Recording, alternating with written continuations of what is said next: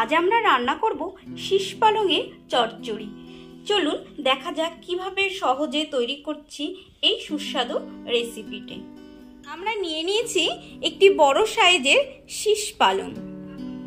শীষ পালং হচ্ছে যখন পালং শাকটা একটু বড় হয়ে যায়, গাছে পরিণত হয়, তাকে বলা হয় শীষ পালং। এটা কিন্তু খুব ভালো লাগে খেতে। তার জন্য নিয়ে নিয়েছি বেগুন, শিম আর গাজর। চলুন এটাকে কেটে নিই। প্রথমে গাজরটা কেটে নেব।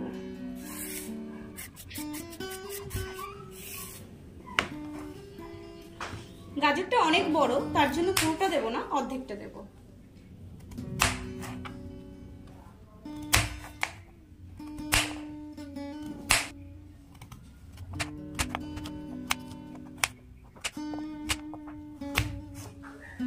শিমগুলো কেটে নেব। এইভাবে শিমের আঁশটা ফেলে দেব।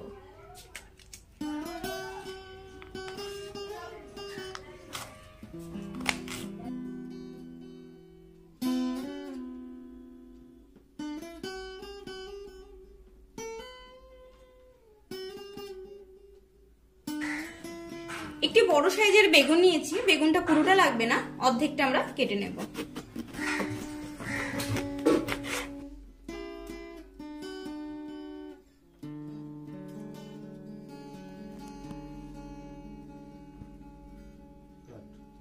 কেটে নেব পালং শাকটি।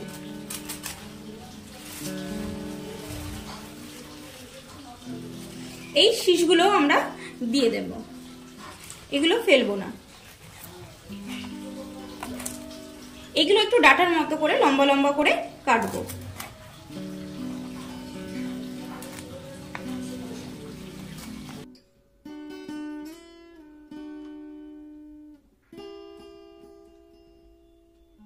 এই যে বড় বড় পাতাগুলি আছে, এগুলো দেব না, এগুলো একটু তেতো ভাব হয়।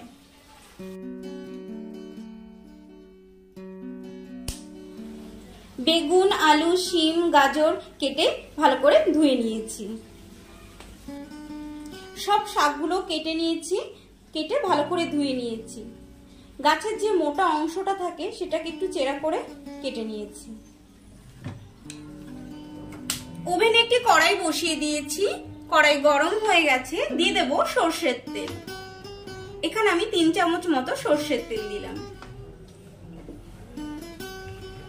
তেল গরম হয়ে গেছে, দিয়ে দেব আমাদের কেটে রাখা আলুগুলো।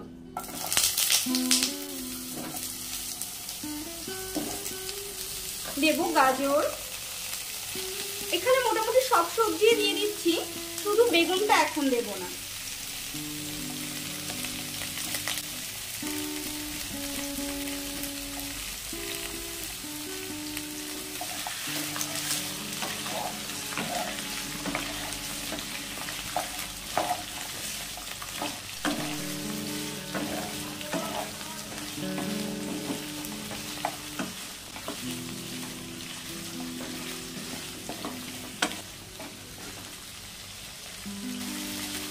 দেব নুন,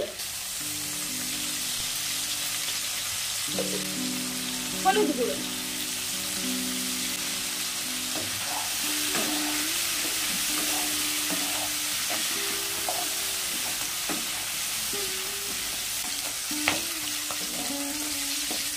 সবজিগুলো 2 মিনিট মতো ভেজে নিয়েছি। এখন দিয়ে দেব কেটে রাখা বেগুনগুলো। প্রথমে বেগুন দিলে অনেকটাই বেগুন বেশি ভাজা হয়ে যায়, এই জন্য একটু পরেই বেগুনগুলো দিলাম।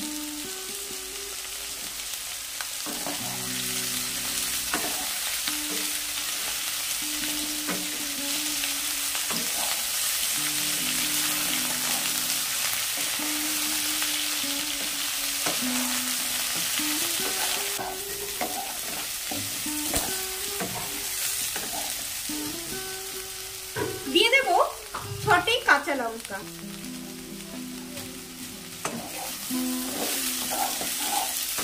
সবজিগুলো খুব ভালোভাবে ভেজে নিয়েছি। এবার আমাদের কেটে রাখা শাকগুলো দিয়ে দেব।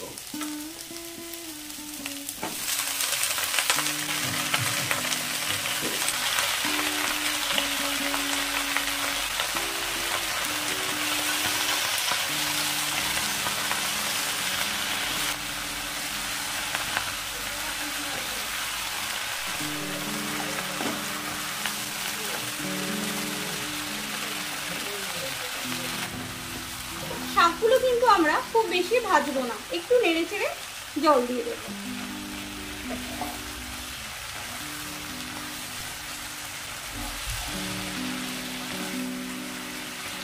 দিয়ে দেব জল।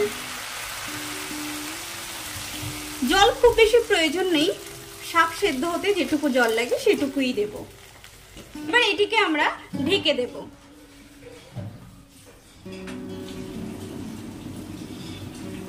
5-7 মিনিট পর ঢাকনাটি খুলে দেব।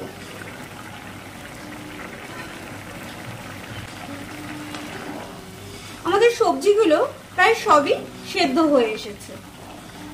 এবার এটিকে একটি পাত্রে নামিয়ে নেব। কড়াইতে দিয়ে দেব তেল।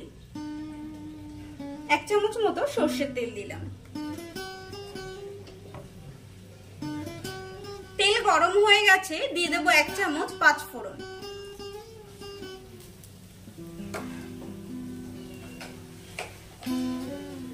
পাঁচ ফোড়ন থেকে সুন্দর গন্ধ বেরিয়ে এসেছে, দিয়ে দেব চিংড়ি।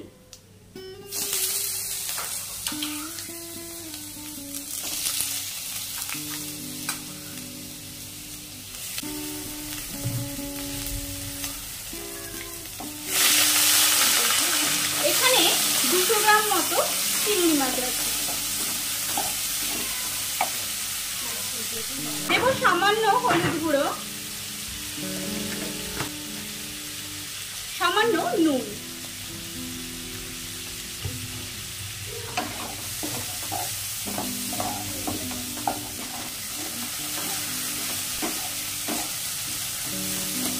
চিংড়িগুলো লাল লাল করে আমরা ভেজে নিয়েছি।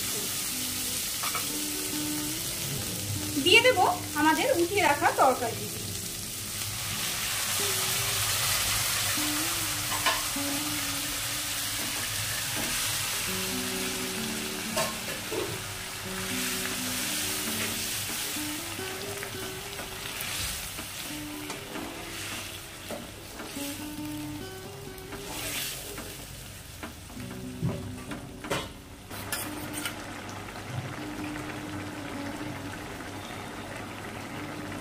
সর্ষে গুঁড়োকে নুন হলুদ দিয়ে ভিজিয়ে রেখেছিলাম একটু উষ্ণ গরম জল দিয়ে, সেটি ঢেলে দেব। আপনারা এখানে সর্ষে বেটেও দিতে পারেন।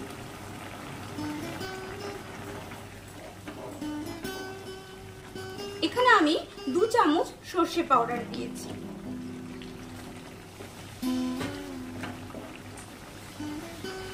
আপনারা যারা নিরামিষ খেতে চান ঠিক একইভাবে করবেন, শুধু চিংড়ি মাছটা দেবেন না। রান্নাটি আমাদের প্রায় কমপ্লিট। ঝোল পুরোপুরি শুকিয়ে এসেছে। এই রান্নাতে কিন্তু কোনো ঝোল রাখা যাবে না, তাহলে টেস্ট লাগবে না খেতে। এখন দিয়ে দেব 1 চামচ চিনি।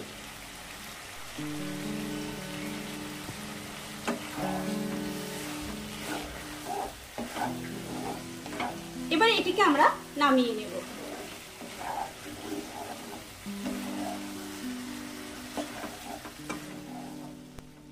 আমাদের শীষ পালংয়ের চচ্চড়ি একদম রেডি খাওয়ার জন্য। আপনারাও বাড়িতে তৈরি করুন, খান। আর আমার রেসিপিটি কেমন লাগলো কমেন্টস করে জানাতে ভুলবেন না। ভালো লাগলে একটি লাইক করবেন। এরকম রেসিপি দেখতে হলে চ্যানেলটিকে অবশ্যই সাবস্ক্রাইব করবেন। Thank you.